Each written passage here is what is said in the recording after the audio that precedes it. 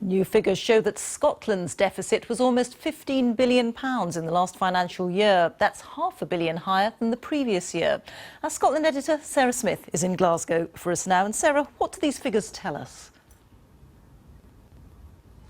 Well, they tell us what a dramatic effect the fall in the oil price has had on the public purse. Revenue raised in the North Sea is down by 97%, and last year Scotland's share of that revenue was just £60 million. Now, that loss has been offset by earnings elsewhere, but it still leaves Scotland spending substantially more public money than it raises in taxes.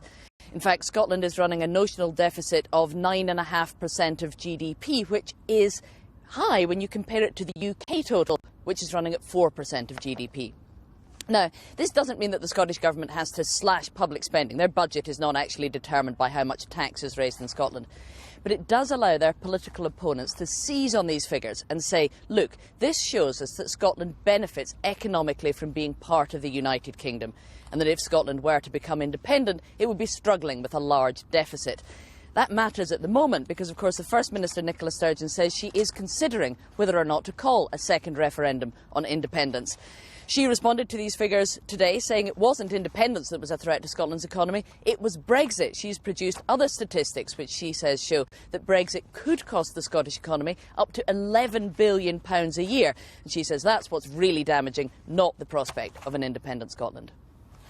Sarah, thank you very much.